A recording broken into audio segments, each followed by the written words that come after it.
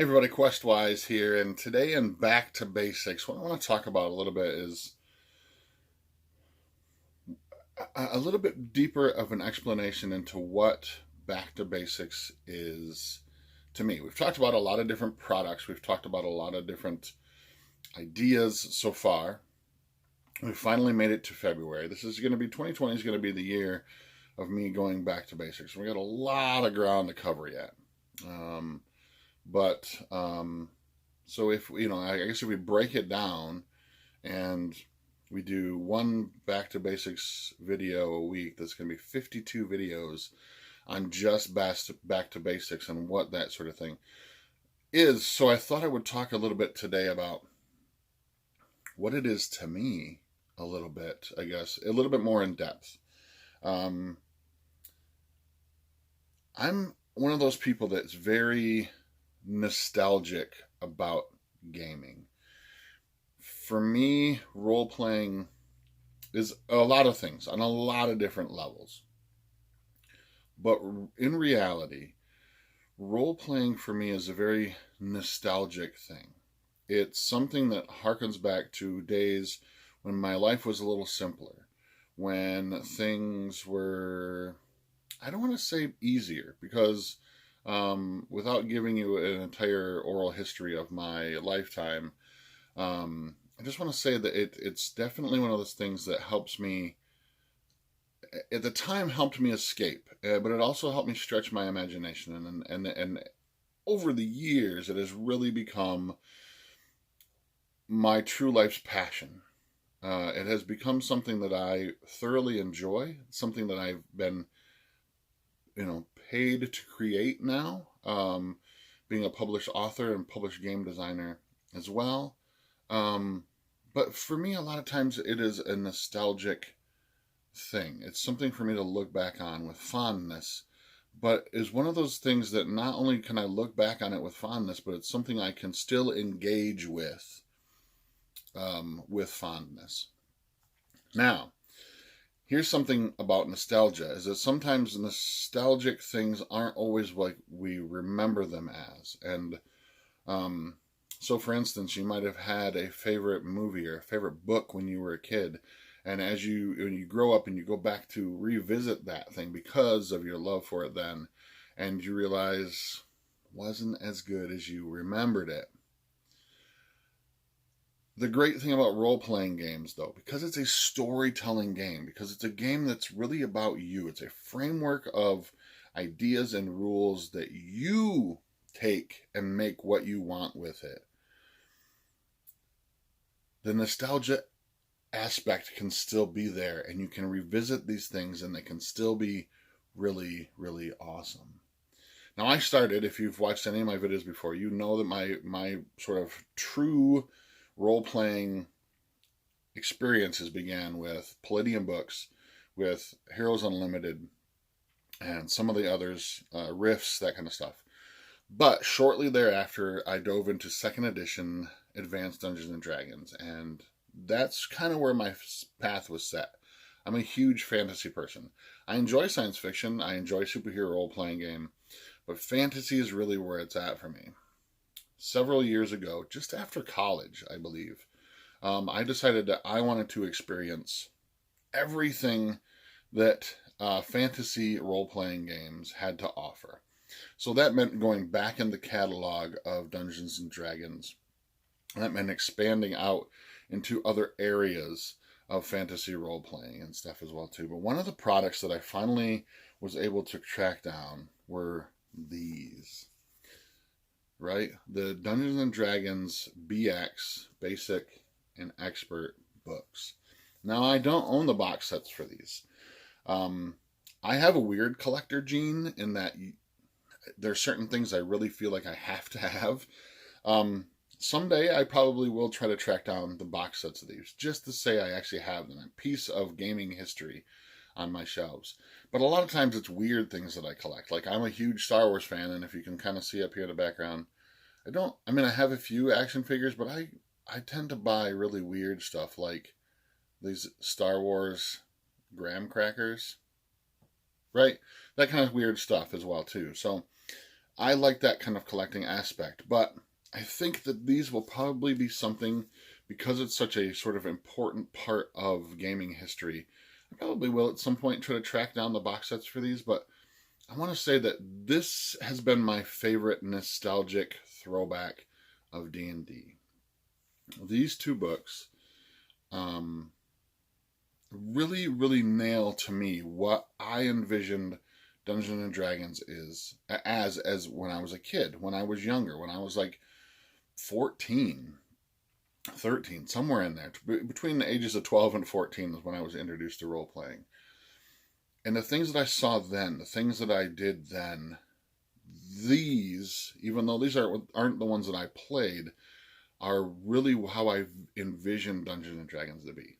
Here's a couple reasons why. First off, the Dungeons and Dragons cartoon. I grew up with my grandparents, and so when I moved in with them, my youngest uncle, my grandparents had 9 children, my dad being the oldest of the 9. So when I moved in with my grandparents, my youngest uncle would have been still living at home. He was about 16 years old when I moved in.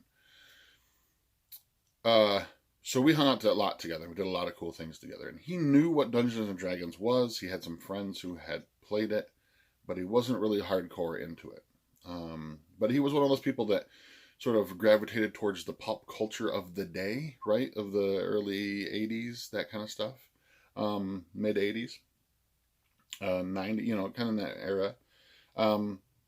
And so we began to watch the Dungeons and Dragons cartoon together, and I fell in love, because that's, to me, what I envisioned Dungeons and Dragons being.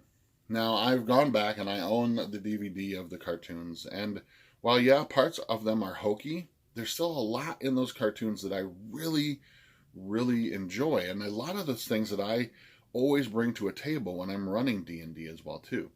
The aspect that the world is a dangerous place, and it doesn't care what level your characters are, right? That if they stumble into someplace crazy, they may have to run away and try to figure out how to come back, how to come back to a situation in order to do it. And they did that a lot. Almost every episode that these kids were running away from the danger to try and figure out how to deal with it, find somebody who can help them, and then come back to solve it. I bring that a lot to a table. I want the players to realize that the world is very dangerous. And you have to sort of be careful when you go exploring out into it. This game does that very, very, very well. And it emulates that idea in my mind. And now, again, nostalgic is a very personal thing, because everybody sees it differently. I'm definitely going to view those cartoons completely different than anyone else. But for me, that's where it hits the nostalgia mark. These books do that very, very well. It fits that idea. And actually, next time, or one of the future videos, we're actually going to sit down and talk about those characters in the Dungeons and Dragons cartoons as part of our Back to Basics thing. But one of my other all-time favorite characters from that era was Warduke. I have always been immensely overwhelmed with my obsession with Warduke. Now, where did that begin from? I remember, and I don't remember where I got it from, who gave it to me, if it was a gift, if it was a present, or whatever kind of thing. I had a Warduke action figure, complete with a shield, complete with a sword. I also believe my friend one summer had the Minotaur action figure that had come out from LJN. I believe it was LJN in that action figure line as well too. And we battled all summer long, right? Warduke was my favorite. Is still to this day my all-time favorite character. And so when I found out, and he's in the cartoons, he's in the cartoons kind of a the typical villain-ish bad guy of a cartoon. Not always the brightest, always getting foiled, that kind of stuff. But he does have, and he's mysterious. I think that's the reason why he was always really cool for me. And I found out that his stats were actually in this. This is a great supplement, by the way. I picked this up at Wayne's Books. So if you're interested, I'll put a link down below, because right now there's still a special deal going on at Wayne's Books. But this is Quest for the Hearthstone. Oh, excuse me, Quest for the Hearthstone, not Hearthstone. This is module XL1, and what this does is it took a lot of the action figure characters that were out on the market and gave them D&D stats for BX, and it's really good. I mean, the adventure itself is pretty decent. It's for a little bit higher characters, I believe. I think it's like 5th through 7th level characters. I can't remember. It says inside. But it says right here at the top, featuring Strongheart and Warduke, right? So again, it touched my nostalgic needs, and I've used Warduke in so many different campaigns, so many different games as sort of the background character, villain that's pulling the strings, and he's evolved over time. Now, I had the stats for him when they brought him back out in like 3.5 or something like that, third edition. Which was fine and all. But then I created stats for him for 5th edition myself, just how I envisioned Warduke being, and built him as an evil NPC. And I have used him sort of pulling the strings in the background of different D&D games for many, many years. Whether the characters knew it was Warduke or not, in my mind it was always Warduke.